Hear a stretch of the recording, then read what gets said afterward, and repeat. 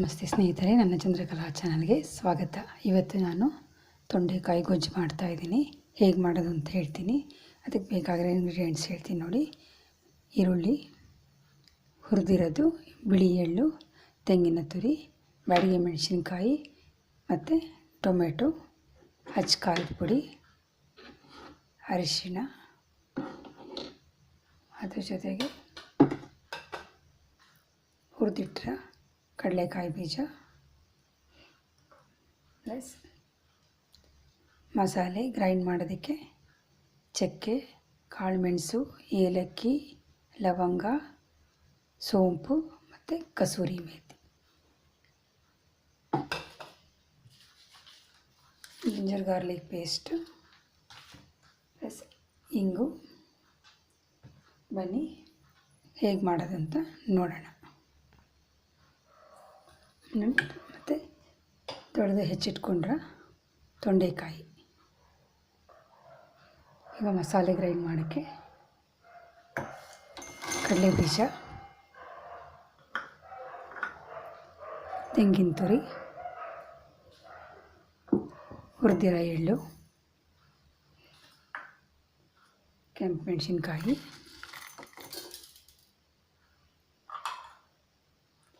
ಇದೆಲ್ಲ ಮಸಾಲೆ.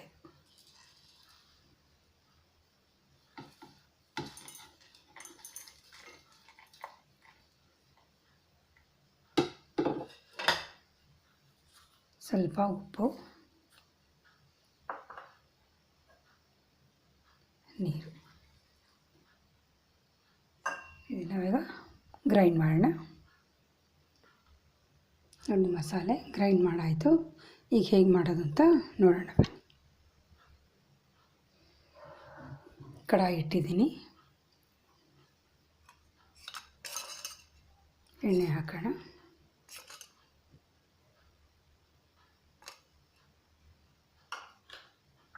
ಎಣ್ಣೆ ಬಿಸಿ ಆದಮೇಲೆ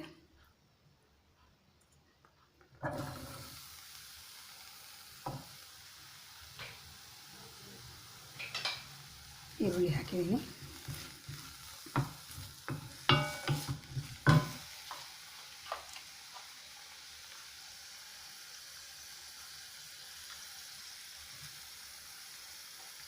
ಗಾರ್ಲಿಕ್ ಪೇಸ್ಟ್,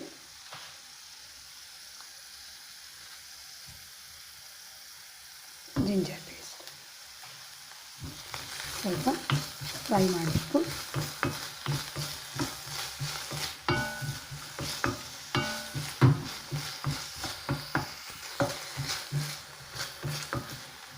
ಆನಿಯನ್ ಇವಾಗ ಗೋಲ್ಡನ್ ಬ್ರೌನ್ ಆಗಿದೆ. ಅದಕ್ಕೆ ಟೊಮೆಟೊ ಆ್ಯಡ್ ಮಾಡೋಣ.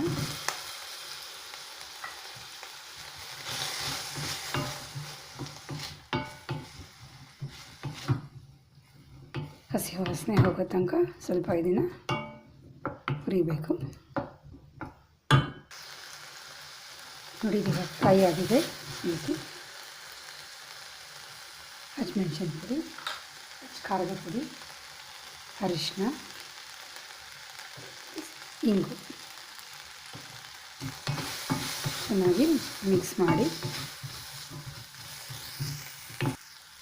ಇವಾಗ ಮಿಕ್ಸ್ ಆಗಿದೆ ಚೆನ್ನಾಗಿ. ಇವಾಗ ಪೇಸ್ಟ್ ಮಾಡಿ ಇಟ್ಕೊಂಡಿದ್ವಲ್ಲ, ಆ ಗ್ರೈಂಡ್ ಮಾಡಿರೋದು ಅದನ್ನು ಆ್ಯಡ್ ಮಾಡಬೇಕು.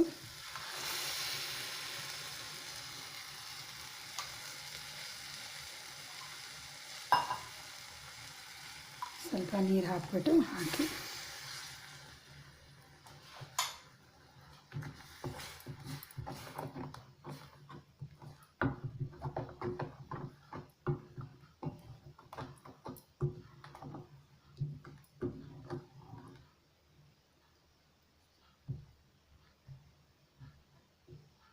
ಒಂದು 5 ನಿಮಿಷ ಇದು ಬೇಯಬೇಕು. ಇವಾಗ ಮಸಾಲೆ ಎಲ್ಲ ಬೇಯಬೇಕು.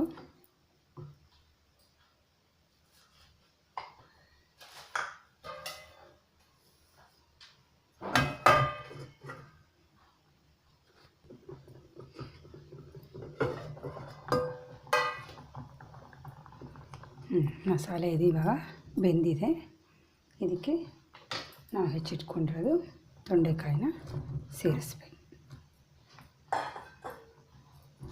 ಸೇರಿಸಿ ಚೆನ್ನಾಗಿ ಬಂದು ಮಿಕ್ಸ್ ಕೊಡಬೇಕು.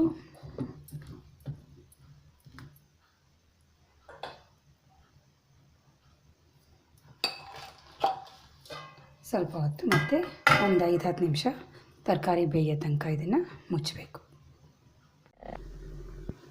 ಸ್ನೇಹಿತರೆ, ಇವಾಗ ನೋಡೋಣ ಬೆಂದಿದೆಯಾ ಅಂತ.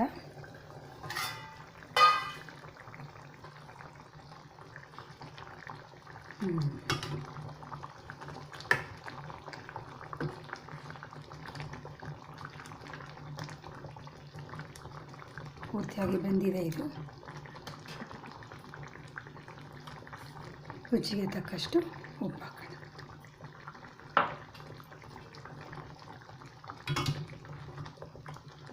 ಹಾಕಿರೋ ಮಸಾಲೆ, ವೆಜಿಟೇಬಲ್ಸ್ ಎಲ್ಲ ಪೂರ್ತಿ ಕ್ಲೀನಾಗಿ ಬೆಂದಿದೆ.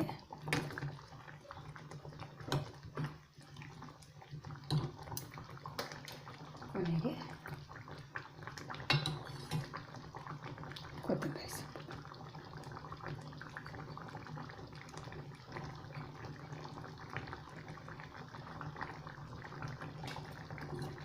ಹಾಕಿ ಸ್ವಲ್ಪ ಮಿಕ್ಸ್ ಮಾಡಿದ್ರೆ ಕರಿ ಆಗಿದೆ.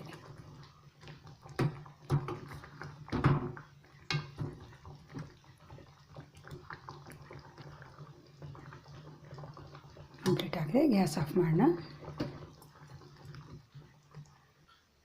ನೋಡಿ ಸ್ನೇಹಿತರೆ, ಬಿಸಿ ಬಿಸಿಯಾಗಿರೋ ತೊಂಡೆಕಾಯಿ ಕರಿ ರೆಡಿಯಾಗಿದೆ. Thanks for watching. ಚಂದ್ರಕಲಾ ಚಾನಲ್ನ ಸಬ್ಸ್ಕ್ರೈಬ್ ಮಾಡಿ, ಶೇರ್ ಮಾಡಿ, ಕಮೆಂಟ್ ಮಾಡಿ. ಧನ್ಯವಾದಗಳು.